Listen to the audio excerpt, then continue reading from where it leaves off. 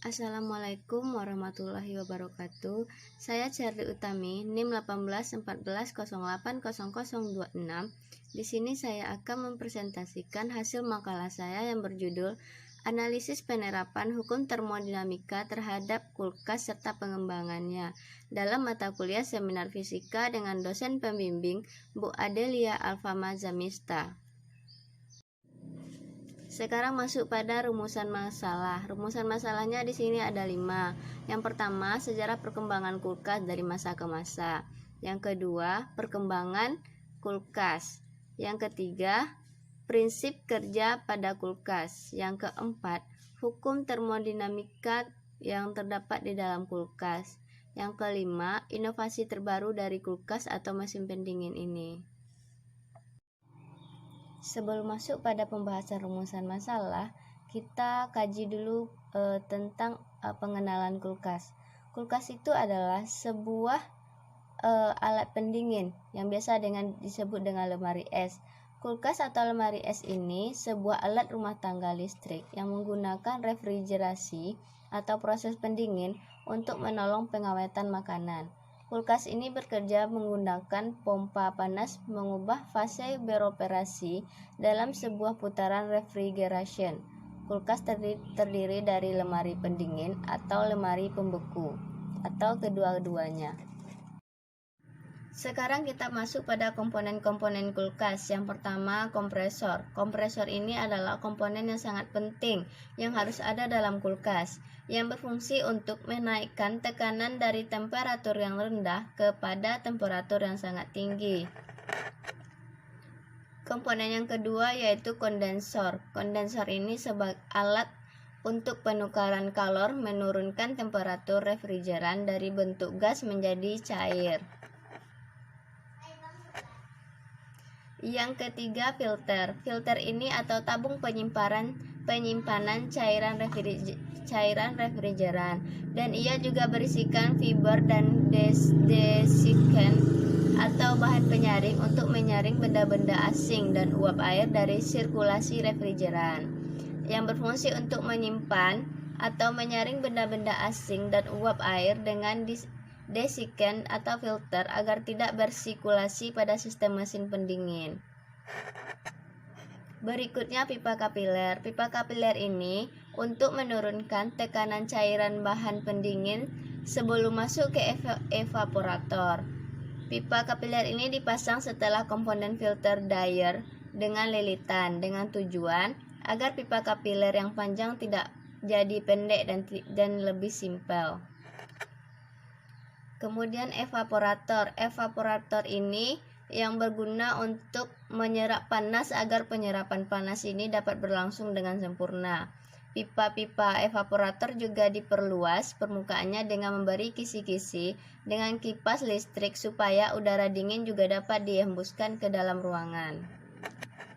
Kemudian akumulator. Akumulator ini alat yang berfungsi sebagai penampung sementara refrigeran air bertemperatur rendah dengan campuran minyak pelumas evaporator. Selain itu juga berfungsi untuk mengatur sirkulasi aliran bahan agar bisa keluar masuk melalui saluran yang terdapat di bagian atas akumulator menuju ke saluran isap kompresor.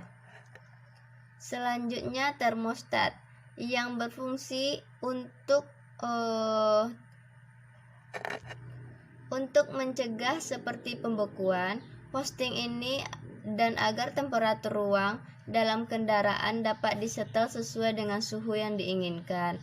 Maka termostat dipasang agar alat ini membungkus rapat pada pipa-pipa saluran masuk evaporator. Selanjutnya katup ekspansi. Katup ekspansi ini bekerja untuk membuka dan menutup katup sesuai dengan temperatur evaporator atau tekanan di dalam sistem. Bahan pendingin. Bahan pendingin ini adalah zat yang mudah diubah wujudnya dari gas menjadi cair ataupun sebaliknya. Jenis bahan pendingin ini sangat beragam. Setiap jenis bahan memiliki karakteristik yang berbeda-beda. Berikutnya fan motor. Fan motor ini atau kipas angin yang berguna untuk menghembuskan angin.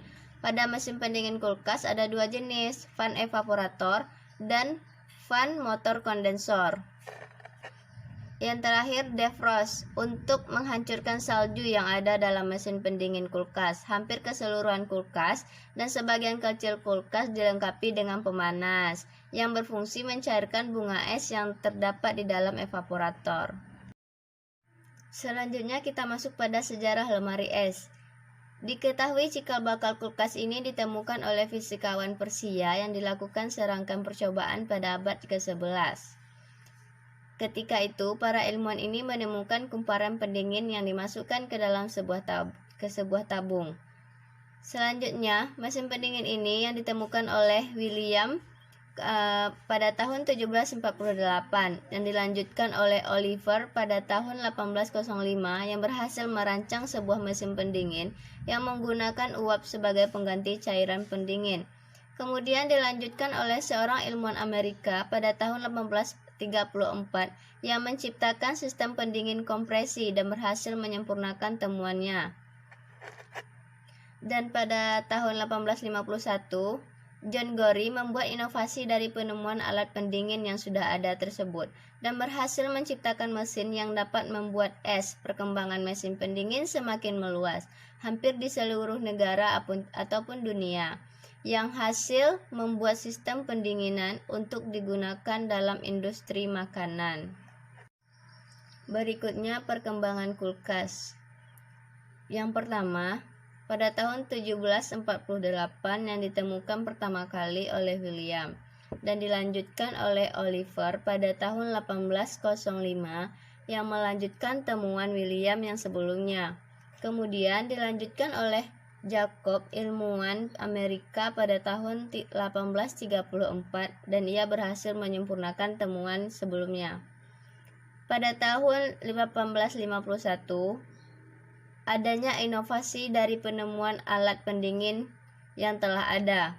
Pada tahun 1922, sistem pendingin ini kita kenal dengan nama kulkas yang ditemukan oleh dua orang mahasiswa.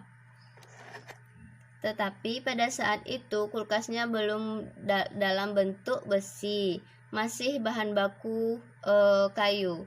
Pada tahun 1923, kulkas ini sangat kokoh yang berbentuk lemari terbuat dari besi berlapis porselen. Nah, pada tahun 1950 kulkas ini sudah mulai digunakan untuk menyimpan sayuran-sayuran, buah-buahan ataupun bahan makanan lainnya.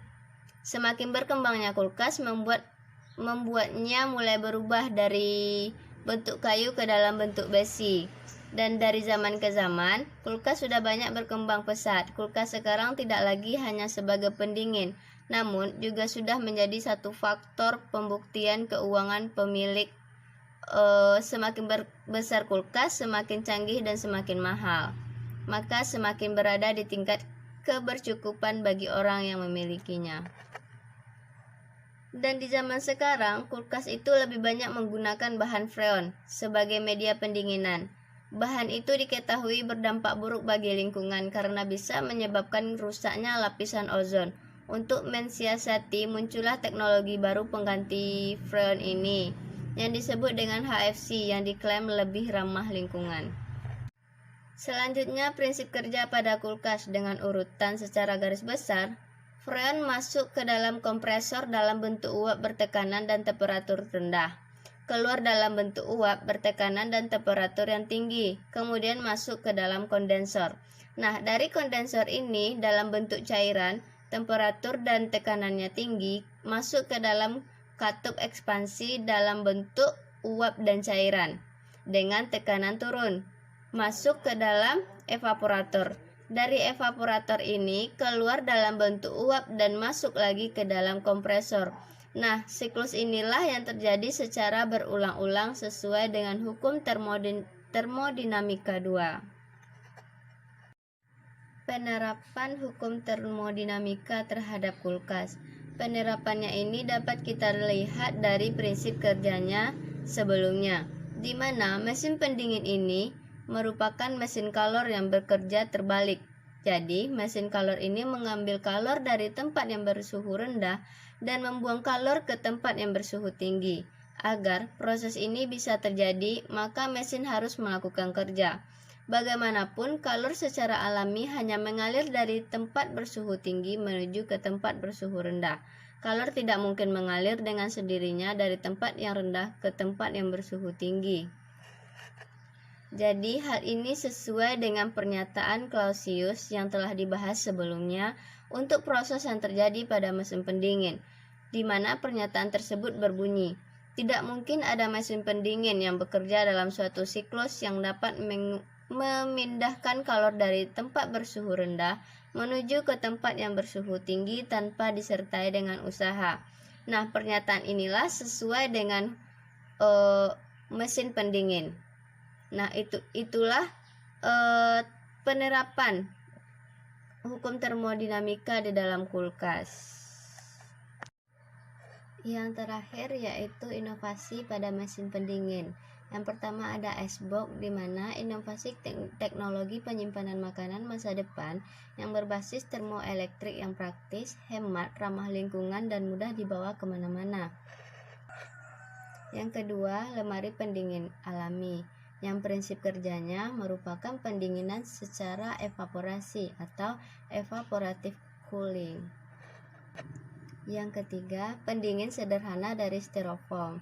Pendingin sederhana ini menggunakan styrofoam, kaleng bekas makanan, kantong plastik, garam, termometer, dan es batu. Nah, itulah hasil makalah saya. Semoga dapat bermanfaat. Assalamualaikum warahmatullahi wabarakatuh.